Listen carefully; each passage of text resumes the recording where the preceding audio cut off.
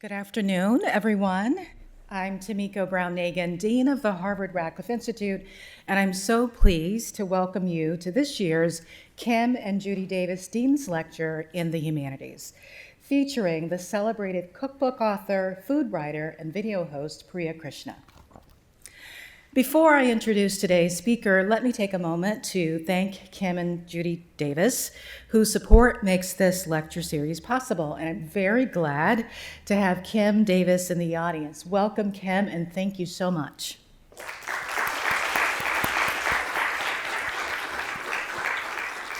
I'm grateful as well to the members of the Radcliffe Institute Leadership Society and all our annual donors. Your generosity keeps Radcliffe programming free and open to the public, and we thank you. Today's program explores the cultural significance of food and cooking, topics with special resonance here at the Radcliffe Institute. Our Schlesinger Library on the History of Women in America holds renowned collections on culinary history, including thousands of community cookbooks that are the subject of a new exhibition, Cooking Up Change, Women's Agency and Community Building Through Cookbooks. And we're especially honored that our collections of papers of pioneering women in the culinary world now includes those of the award-winning actress and path-breaking cookbook author, Madhur Jaffrey. I'm grateful to Ms. Jaffrey, and I'm also pleased to welcome her and other family members who are watching us today as we celebrate her impact on culture and cuisine. Food plays an important and hopefully delicious role in our lives.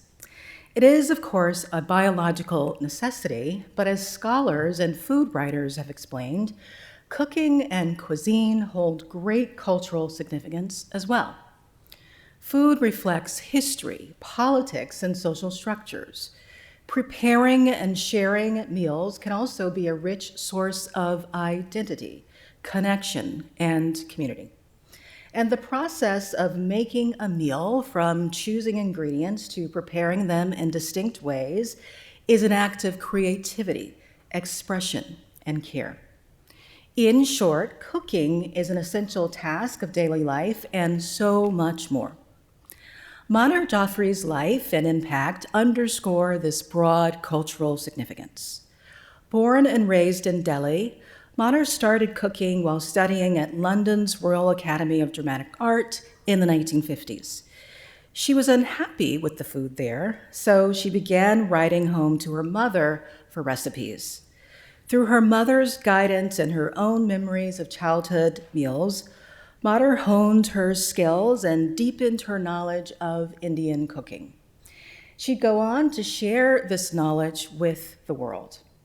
Madhur's 1973 cookbook, An Invitation to Indian Cooking, introduced a generation of Western audiences to Indian dishes, while offering South Asians living around the world, in the words of one journalist, a connection to the home left behind. It was the first of dozens of best-selling cookbooks and beloved cooking shows through which Madhur shaped cuisine and culture. This afternoon, in addition to honoring Madhur Jaffrey, we have the opportunity to learn from one of today's most insightful analysts of the myriad ways in which food and culture intersect. Priya Krishna is a food reporter, video host, and former restaurant critic at the New York Times. She's previously worked at food publications Lucky Peach and Bon Appetit, and during college as a prep cook at a restaurant. But that's not all. Priya is also shaping food and culture in her own right. She's the best-selling author of multiple cookbooks, including Indianish, which was named one of the best cookbooks of the year, and Priya's Kitchen Adventures, a cookbook for kids. She's also the co-author with David Chang of Cooking at Home, or How I Learned to Stop Worrying About Recipes and Love My Microwave. In 2021, Priya was named to the Forbes 30 Under 30 list, and she's been nominated for awards by the James Beard Foundation and the International Association of Culinary Professionals. Priya said through both her recipes and reporting, she seeks to expand the possibility of those whose stories get told and from where. In Priya's Kitchen Adventures, she celebrates recipes from around the world inspired by her childhood travels.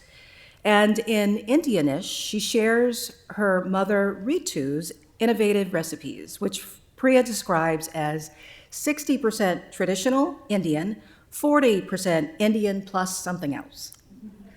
Priya's reporting has traced the complicated story of the so-called ethnic aisle in American grocery stores and the growth of Asian groceries like H Mart and Patel Brothers.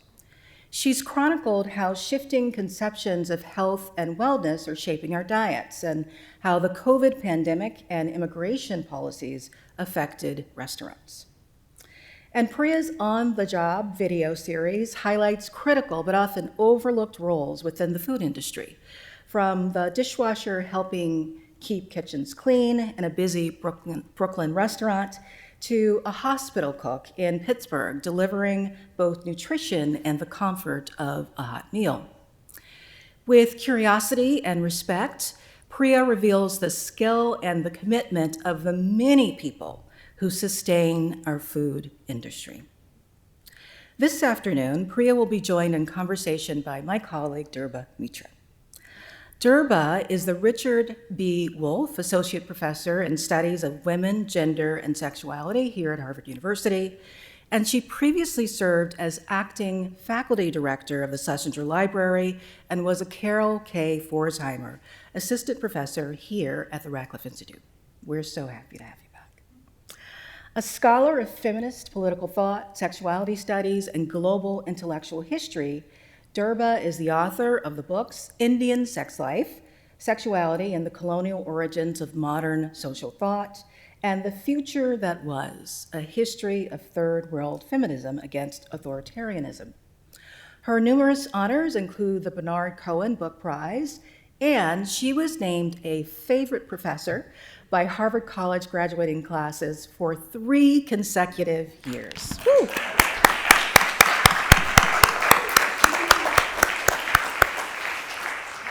Following Priya and Durba's conversation, we'll open the floor to audience questions. Whether you're watching in person or online, you can submit questions at any time using the Slido link that's provided on the screen behind me and posted in the chat feature of the Zoom webinar. I want to thank both of our speakers for being here today, and now please join me in warmly welcoming Priya Krishna and Durba Mitra to the stage.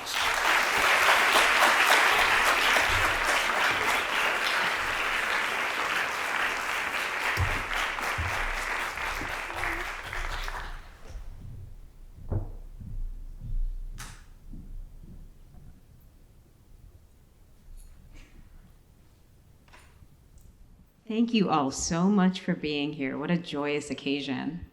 Priya, thank you so much for being in conversation today. I wanted to start our conversation by thinking about our origins as people who are Indian American, and our origins as people who have always loved food. You grew up in Dallas, Texas, in a time when Texas was transformed and continues to transform with the influx of extraordinarily diverse communities. I'm from Fargo, North Dakota, not a place that people associate either with food or with South Asian diasporas. In my childhood, I had the luck of having the most extraordinary mother, Rupa. That might be the story of the day today. Our mothers, Madhur Jaffrey's mother, and her relationship to how she came to food, your mother, my mother.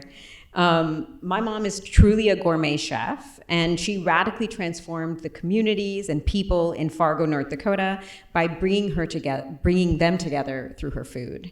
So tell us a little bit about what food meant to you growing up in Texas, and what kind of life, improvisation, practicality was part of the experience of trying to cook Indian food in Texas? I feel like I don't remember a lot of things, but I can tell you what I ate at age 4 on this date in this place. Like, all of my memories are marked by what I ate or what I saw other people eating. Like I can tell you about the first time I went to an Olive Garden, which was the first restaurant my parents ever took me to. And I fell hard for the endless soup, salad, and breadsticks. Oh my, totally. But growing up, like I did not, Dallas was full of chains. We went to Olive Garden. It was a really fancy occasion. We went to the Macaroni Grill where they had free rosemary bread. But at home, it was a different story. My mother, she didn't learn to cook growing up. She actually came from 3 generations of women who hated cooking and did not want their daughters to basically be doomed to being housewives. And my mother was in the very strange position of not wanting to be a housewife, but also loving cooking. And so when she moved to America, she taught herself to cook from memory of what she'd eaten growing up in around northern India, the Indian food she was eating in America, and all the other food she was eating mixed with the groceries that were available to her. So my mom's food is very much like American food. There's really not much Indian regionality to it. It's a cuisine born of her and her experiences alone. And so that's the food that I grew up eating, Saag paneer with the paneer swapped out for feta, dal chawal, but my mom would chanko olive oil instead of ghee, enchiladas, but the tortilla was a roti instead of a tortilla. And I would just spend so many nights just sitting on her kitchen island watching her cook. And then I wasn't allowed to watch TV except for 30 minutes of the Food Network every night before I went to bed. That's amazing.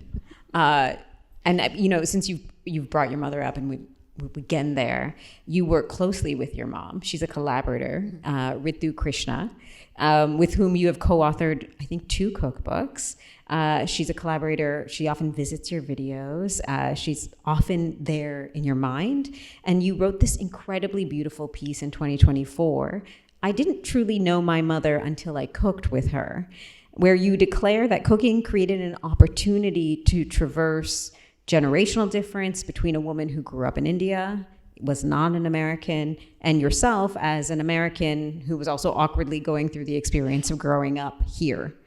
So you describe your mom as poised, classy, elegant, no nonsense, and just from the photos in that essay and elsewhere, there is just no what an elegant lady. Whereas you felt that you were not that. So I wonder if you could talk about food in the making of your relationship with your mom and how that relationship has evolved from being her sous chef as a baby and a young person to today as a collaborator.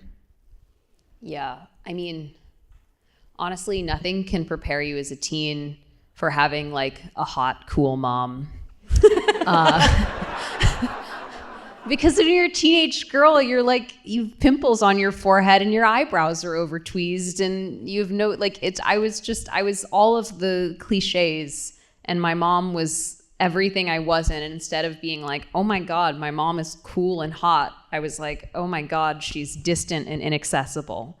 And the other thing is, I think my mom, like a lot of immigrants, there was an emotional wall that she put up where, she had no desire to look back. She just wanted to charge forward. It almost felt sometimes that she had sugar-coated all of the bad or traumatic memories that she had into simplistic stories that she felt were easier for me to understand. And I am an oversharer. I love to chat. I wanted depth. I wanted the Gilmore Girls.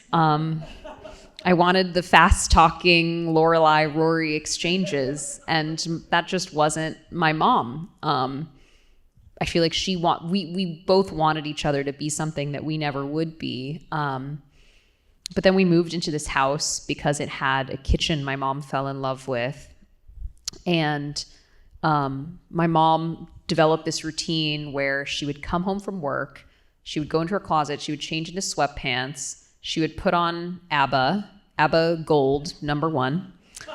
She would pour herself a glass of cab, and she would chop onions. She would cook. And it was like seeing a version of her I'd never seen before. Like suddenly her walls were coming down. She felt accessible. And that was kind of where we started really talking to each other. I would offer to help. I'd offer to wash the cilantro, chop the chilies. And I feel like that was when we started to build like a real relationship that really did not exist in that way outside of the kitchen. And now how does it feel as when you're working with her on like a cookbook? It's not dreamy and blissful all the time. It's not like my mom and I are like just playing off of each other. We're still not Lorelai and Rory.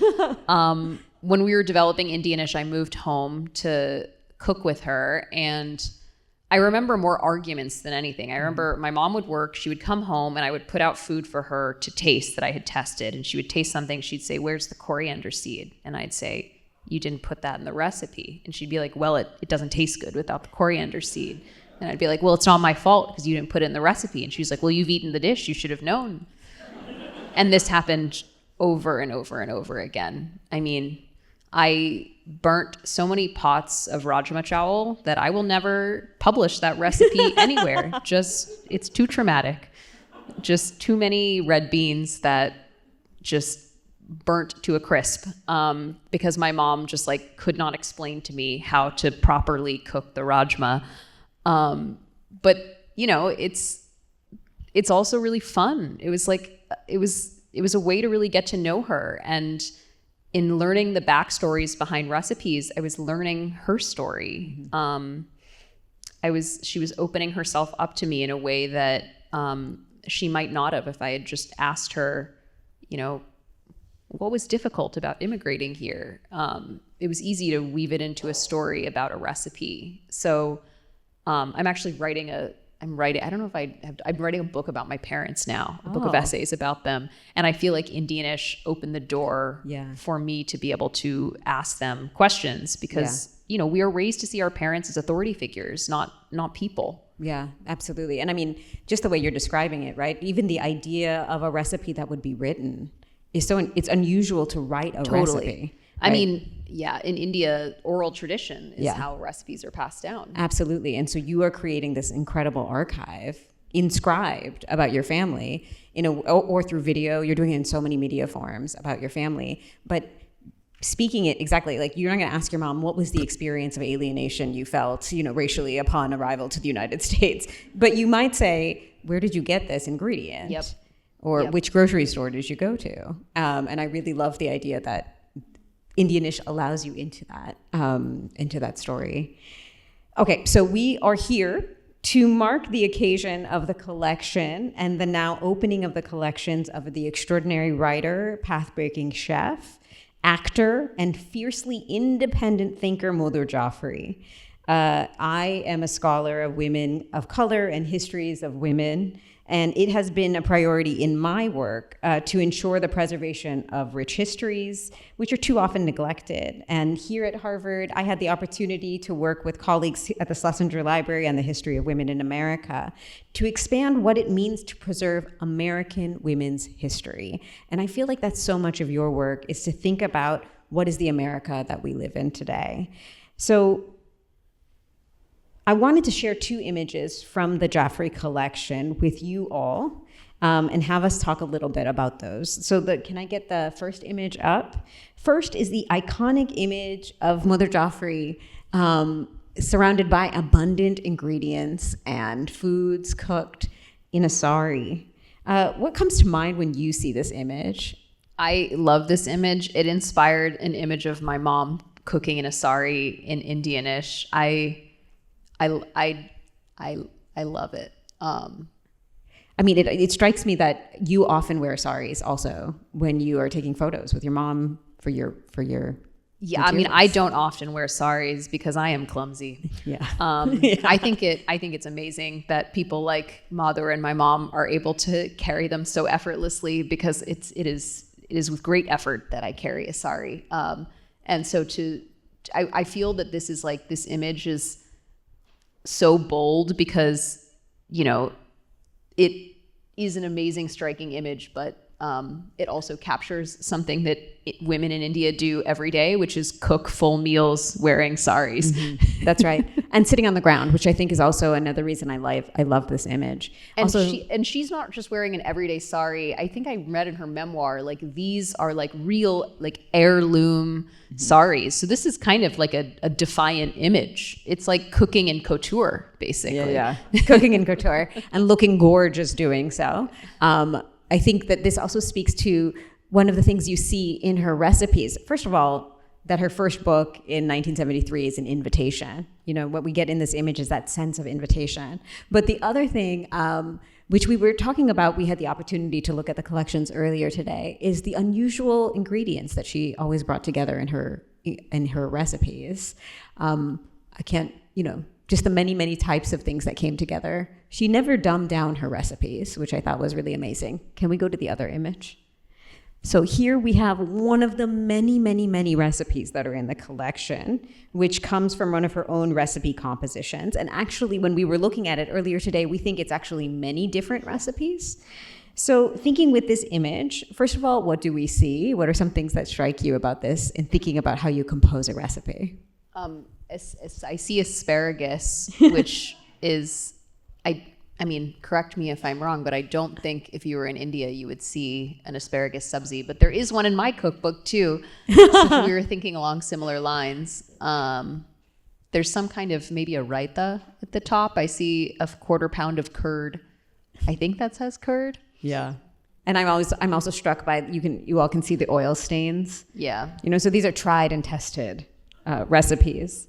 So thinking with this image, what is the work of perfecting a recipe? You just described when your mother wouldn't tell you what something was supposed to be in a recipe. So what does it mean to perfect a recipe?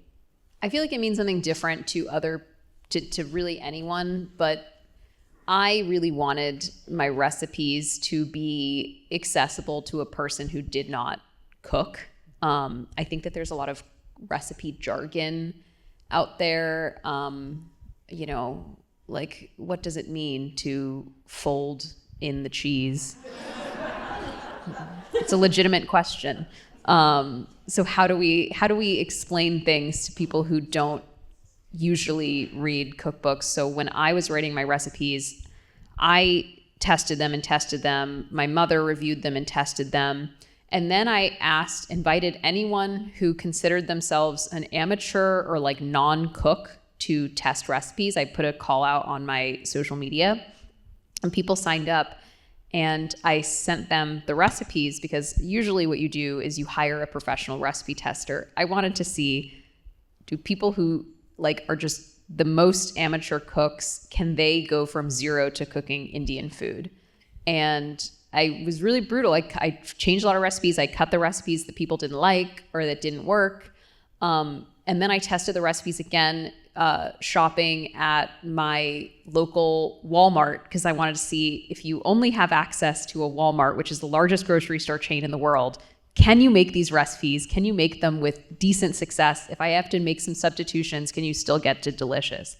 And to me, I feel like that is what perfecting a recipe is like making it as accessible as possible to the widest amount of people without losing the sense of identity that the recipe has.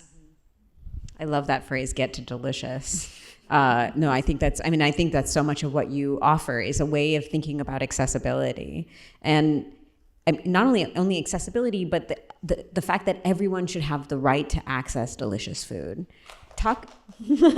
I agree, right? That everyone should have access to it. I wonder if you would talk a little bit about that, what it means to access. You just mentioned that Walmart is the most commonly found grocery store in America. You've also written extensively about, as we heard from Dean Brown-Nagin, about the rise of new kinds of grocery stores. What does it mean? How do you think about food accessibility? How do you see the rise of new kinds of grocery stores shaping a terrain of new cuisine? I will say there were like maybe 1/4 as many Patel brothers as there are now when I published Indianish, and just the ubiquity of Patel brothers, 99 Ranch, H Mart, And the ways in which a lot of those grocery stores sell not just the cuisines of those cultures, but others has really changed accessibility. And also, those price points are going to be different than, shopping at Whole Foods or Trader Joe's. So that has been amazing. I'm amazed at the accessibility. I mean, the availability of spices has changed a lot. I feel like when I wrote Indianish, I had to contend with the fact that I'm telling you to use cumin seeds, but there are people who are going to use ground cumin. Mm-hmm. I'm telling to use turmeric, but there are people who are going to use that 10-year-old curry powder in the back of their cabinet. Will they still arrive at something tasty? Will they still be able to put dinner on the table? And that was I was thinking about what, if I at my absolute laziest, how am I making this recipe? But I do think that in terms of ingredients for non-Western food, the story of accessibility has changed so much in even the 6 years since I published Indianish. Yeah, absolutely. It's totally, you can feel the change. It's a sea change. So much of your writing, and to talk about the question of accessibility, so much of your writing, your recent multimedia reports, you narrate the dignity and the life experience of people who are overlooked in the world of food. So the precarious immigrant woman who does the intense labor of selling tamales from a food cart in the city, the largely thankless labor of the bagel maker or the hot dog maker, the man who collects compost. And efforts also to unionize among restaurant workers and what that has done to the restaurant industry. So I wonder if you might reflect on how reporting on the labor of food has shaped how you see the work of food writing today. I just don't think you can write about food without writing about labor. All food is the product of a great amount of labor, much of it very unseen. I think that just to zero in on the job, I think, there is so much indignity in how the labor force in America is treated. And my hope with On the Job was both to show how valuable these jobs are, but also to show the sense of dignity that these workers feel towards what they do and provide them with a sense of humanity. I feel like oftentimes when we talk about labor, we talk about suffering, which obviously is a huge part of labor stories. But I think by showing the people behind that labor, showing them as three-dimensional, multi-dimensional people, it kind of changes the story about labor and puts a face on it that goes beyond a policy on the page or a number of minimum wage, and I hope helps people understand how important and invaluable these jobs are. It's sort of been a given On the Job that all of these jobs are not paid what they're supposed to. At first when we started it, there was always a beat that's how much are you paid? And it was always not enough. And there was always outrage. Oh my God, how is this person only paid this wage? All of these jobs are not paid what they should be paid. So how can we shine a light on these people? And, really it's meeting people and understanding people that creates changes in policy. I think what's interesting is that you really can't get someone, don't quote me on my editor this, but it's very hard to get someone to read a labor story on the New York Times. My story on unionization efforts of restaurants was read lightly. And yet this series on labor is so well viewed. And what's the difference between a written story about labor and a video about a person laboring? It's the humanity, it's the multidimensionality. So I feel really proud of that. I mean, I think I should just say that, it is the humanity of these individuals and it's an extraordinary series, but it's also, I think the experience of watching you be part of the labor helps us also understand. Like, one of the things that you say often is, this is really hard. Like, I'm super tired, because it helps us understand the experience of someone who is just entering that domain of labor, not someone who's doing it every day. I wonder if you would talk a little bit about, like, what is it to make these videos? We have a really extraordinary team led by our showrunner, Amanda Choi, who we sit down and we basically come up with a list of jobs. We have like a running list of dozens and dozens of jobs. A lot of people send in suggestions. One of our jobs came from an Instagram DM, someone saying, we have an amazing hospital cook. Would you be interested in coming to our hospital and featuring them? And we basically go through and narrow down, okay, these are the jobs that are most interesting. And then Amanda and our team of producers goes out and finds people. And that is really, really, really difficult, because it's like hard to put into words what we are looking for a subject. Because all of the people, like, we meet so many amazing people, but it's really thinking about like who's, I think I said this earlier today, whose amazingness is gonna like translate the best on screen. And that can be someone who's super shy, someone who's super outgoing, someone who has a quieter form of leadership. We have featured all in between, but it's people who their humanity is really going to translate in visible, tangible ways for people. It's like an energy that we are looking for. And I wish we could do on the jobs about like there's so many amazing people we will not get to do on the jobs about, but we try to do it with as many people as we possibly can. I think that really gets at the question of why all of us are here, is the way that your work brings humanity to us by and through food. And of course, Americans, I think, have largely learned about the lives of minorities and particularly immigrants through food. Food becomes a primary way we learn about each other. Food is an extraordinary resource for translating the life worlds of diverse people. It is essential to world-making projects, certainly of people like my family, and you describe yours, who work to create home in alienating spaces of migration. But today, immigrants in the United States, Indian Americans, we are facing a very different political landscape than when you entered food writing, even as people seem to be consuming more diverse foods than ever. So exactly as you describe, everyone seems to know more, have more access to different kinds of food than ever before. And yet we see such a profound and deeply troubling, not only discourses, but actions against immigrants.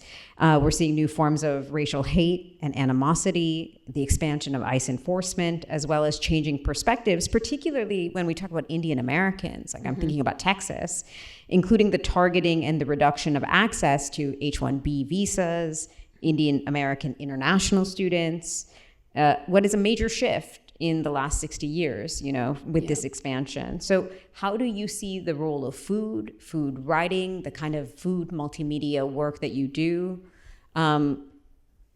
shaping this political landscape, or at least reflecting on what's happening right now? I mean, the entire food industry is built on immigrants. If there were not immigrants in the United States, you would not be able to buy the food that you buy, go to the restaurants that you go to. I mean, they are the back of everything. I mean, the vast majority of our on-the-job subjects are immigrants because of this very fact. So, I mean, I feel that like a big part of my work now is reporting on just how much these changes in policy are going to affect this industry that so many of us take for granted. When these systematic ICE raids were being carried out, not only in Minneapolis, but throughout the rest of the country, and they continue to happen, I started calling up restaurant owners, and many of them said that this period of ICE raids was worse than the pandemic for them, because people are not only afraid to go out to eat, they're afraid to come to work. There is so much xenophobia that, entire little Mexico's, Chinatowns, people just wouldn't visit them anymore. There has been a real, in addition to policy, there has been a real chilling effect that this administration has had that has people very scared to basically do any kind of visible display of non-Western, non-white culture, and it's really it is nothing that I have experienced in my lifetime. So I feel that a big part of my mandate is reporting on all of this. I think that people kind of come to the food section wanting an escape from the news, and I think what I offer is you come in reading about delicious tacos, but you're actually reading a story about immigration and law enforcement. And I try to make sure that my stories are I think food is really great in that way, is that, for the people who feel tired of the news, who don't want to follow the news regularly, they can come to a food story and they can still sort of gain that understanding of maybe their food stories can be stories that deal with complicated issues of race and politics, but doing it through the lens of food provides maybe a more accessible entry point. So I feel really proud of being a food writer for that reason. I mean, I think it's exactly as you described, just the humanity that you bring to people. It's very moving, whether it's your mom or it's a person who is, working without us knowing that they're in the shadows. I guess one thing that I think this is not relevant to this conversation at all, but I just feel like we've over-indexed on celebrity content online. It's what about everyday people? Yeah. I just feel like if there's a through line, it's just everyday people are interesting and fascinating, and their stories are worth telling. Yes, so you've heard it here. Priya Krishna is anti-celebrity. I'm just joking. She's herself not a celebrity. No, I'm just joking. But I agree. I also think what is it to narrate yourself online, and what does it mean to get clicks and views? I suppose you've seen that change over time, right? With your own videos.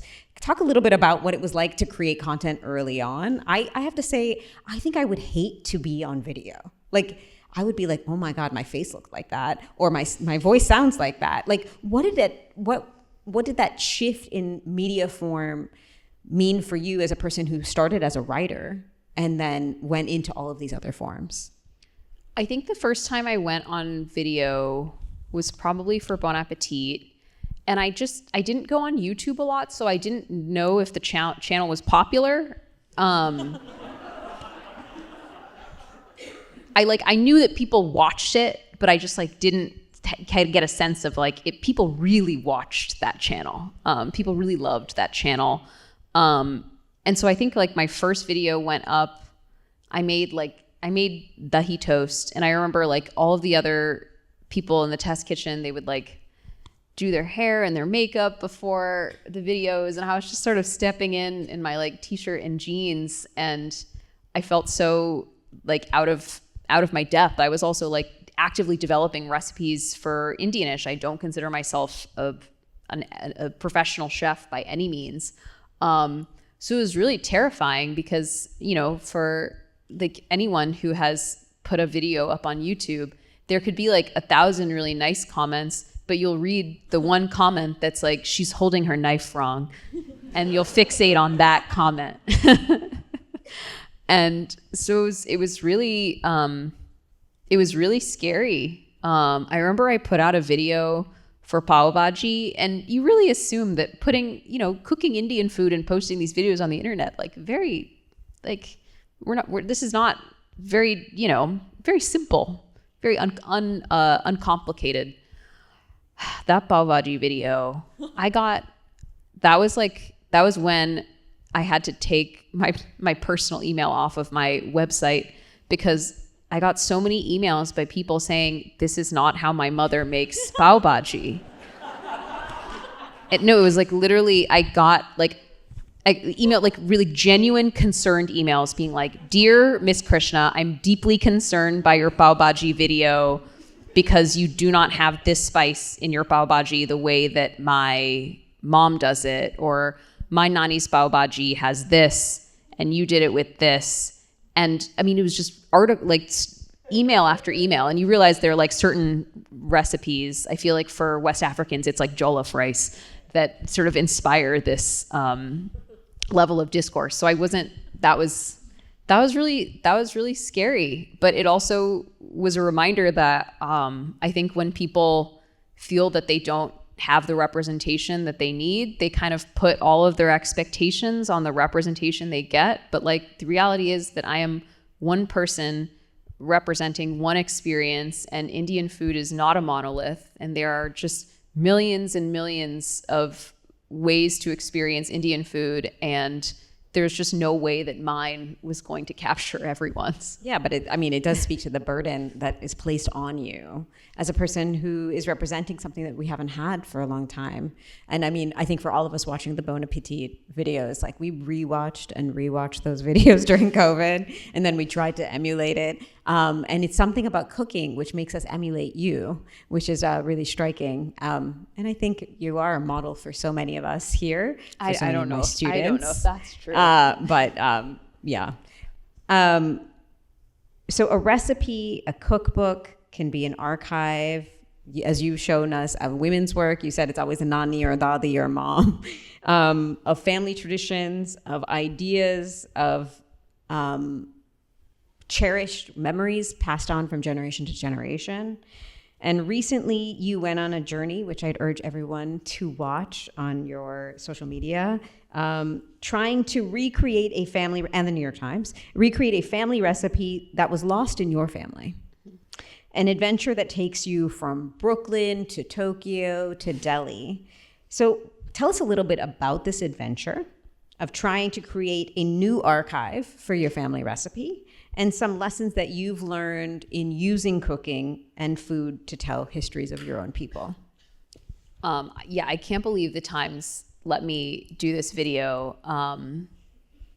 Basically, I grew up with this spice. It was called Adam masala, and it was only ever served to me in old pill containers. Always.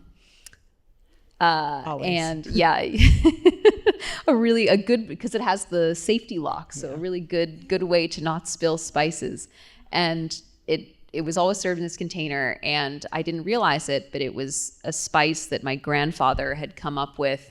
He worked for the Indian Navy, so was traveling to the UK a lot and found the food very bland there. And so he came up with this blend, and whatever he ate, he would put the spice on it, and it would sort of make it taste vaguely like Indian food. And we grew up eating it, and at a certain point, all the people who knew how to make the recipe had passed on, and my entire dad's side of the family were craving this spice, but all we had was this tattered piece of paper with a list of ingredients that my nana had written down. And so I basically took it upon myself to recreate the spice. I went out, bought all of the ingredients, I made a version, I sent it out to all of my cousins, to my dad and all of his siblings. They gave feedback. I made it again, and I did it until we got to a approximation of what we all thought Adam masala tasted like. And now, of course, everyone has run out of their batch of Adam masala, and they're like, when are you going to make it again? So I guess now I'm like I am the family provider of the Adam masala. But what is also really great is I was able to codify that recipe. So everyone now has the correct, or whatever our family has deemed the correct proportions, so that they can recreate it for themselves. And I think a big reason why I became a journalist, why I decided to write cookbooks, was because I think codification is really important. I think oral history is amazing, but I think that there is a lot of power in writing things down, in creating a written record of something.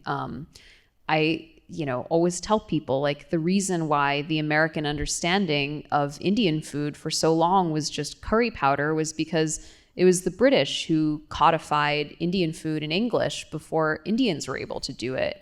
And so the simple act of me, an Indian person, writing my mom's Indian recipe down feels like, a form of decolonization in a way. I think it's really important for us to take control of our own narratives, but also to record them, to write them down. This is how history will remember us.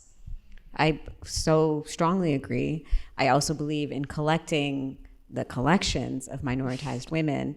And I wondered if you could just tell us very quickly, if you were to save one thing for an archive for yourself, other than a recipe, what would it be? Like if you were archiving yourself.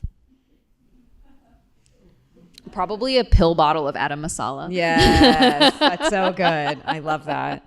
Okay, so we're now going to turn to some audience questions. And I wonder if, so I just want to say, I want to invite the audience here and the audience online to submit your questions and scan either the QR code or go to slido.com to ask a question to Priya. So I'm going to start. You explore some different ways that people cook in and outside of the food industry. Now, you describe yourself as a person who cooks, but maybe not professional chef in the same way. Can you speak to the role of cooking in community? And we saw that a little bit today with the community-made cookbooks. What is the place of cooking in community, and what is the place of community in cooking? I think they are completely interlinked. I think that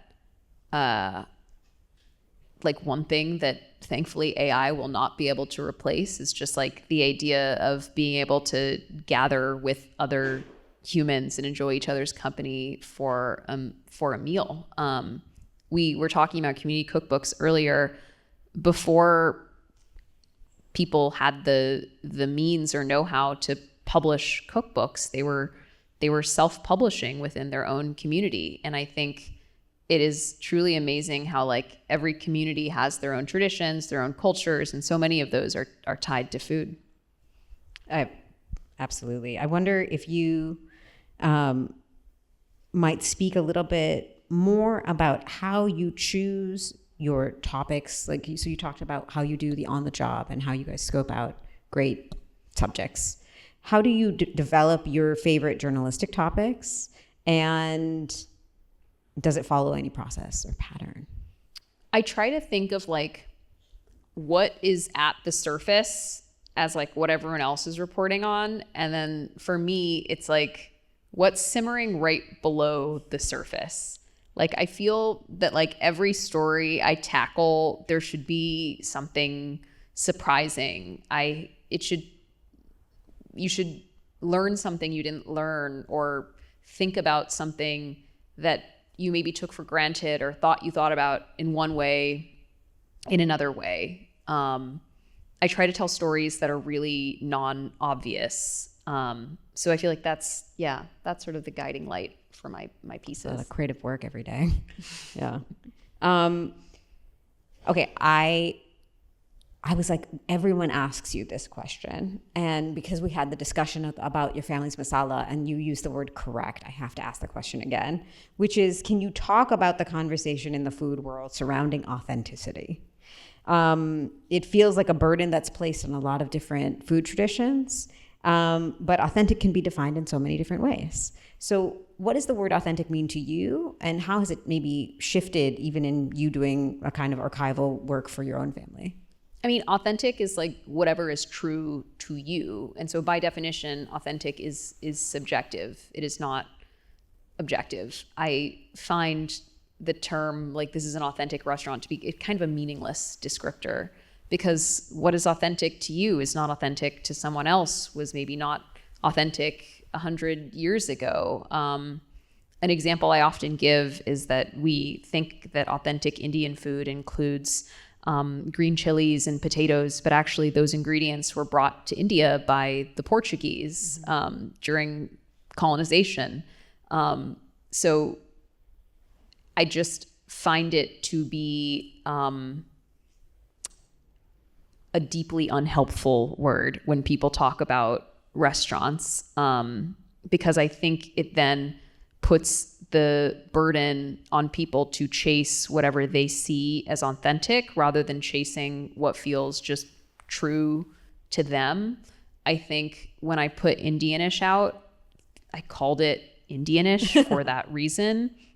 And yet there were still people who sent me emails saying, like, how dare you put feta in sag, or suggest that you can swap ghee for olive oil in, a tarka. But these are just, this is how I grew up cooking. Therefore, it's authentic to me. And I think it's important to remember that food is not a static thing. It's ever evolving. It is dynamic. How you cook a dish today is not going to be the exact same as how you cook it tomorrow or a year from now. So I think if we just free ourselves from authenticity, we can have much more productive conversations around food and cooking. Absolutely. I love the idea of the how dare you. Like, how dare you? I get a lot of how dare you. I bet. It sounds like it. How dare you hold the knife that way? How dare you add this thing? So there's someone here or in our audience who's from Dallas, and they ask, how does it feel to go back now to Texas? You describe going back to write your recipe books, to a place that's become more and more diverse than it was even when you were there in the 90s, with more South Asian representation and all kinds of immigrant groups. What does it feel like to be there?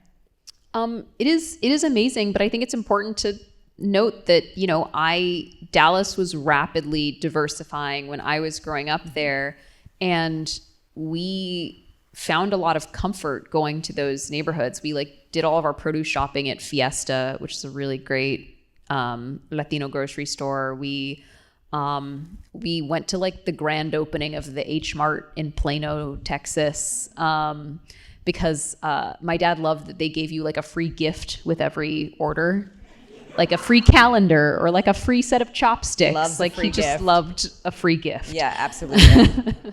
No, absolutely. We, ate pho at a Vietnamese place in Carrollton. So I think that, when I think about it, it really was, that diversity was a part of my upbringing. But it is amazing to see Texas basically become a minority or majority minority state. You go to Houston and you can get an exceptional version of practically any cuisine. I would argue that you can get better versions and more variety in Houston than you can in New York City. Mm-hmm.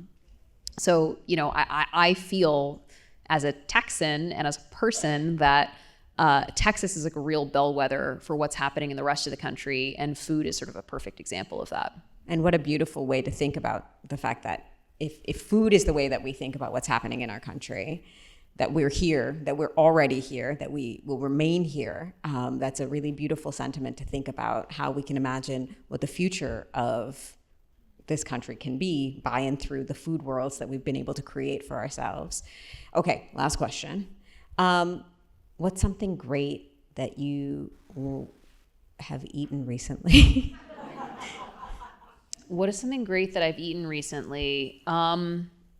My dad came and visited. He does this thing where if my mom's on a vacation, he gets really lonely. Aww. And so he will come and visit me in New York. And he hand carried the first mangoes of the season in his suitcase. Of course. Because they come to Texas before they come to New York, because he gets his from Mexico. And my dad just takes great pains at the Indian store to feel each mango in his palm, the skin, the level of ripeness, to smell it, and times it so that when he comes to New York, they are the perfect ripeness. That is true love right there. And so the other night we sat on the deck of my apartment with my niece, and he just peeled and cut mangoes for the two of us. And it was the first warm day in New York, and we just ate really cold, really fresh, really sweet atulfo mango, and it was pretty perfect. Thank you so much for sharing all of these beautiful stories with us. I just want to say thank you and invite the Dean back. Can we just say thank you so much to Priya Krishna for coming and talking to us today? And thank you so much for the great questions.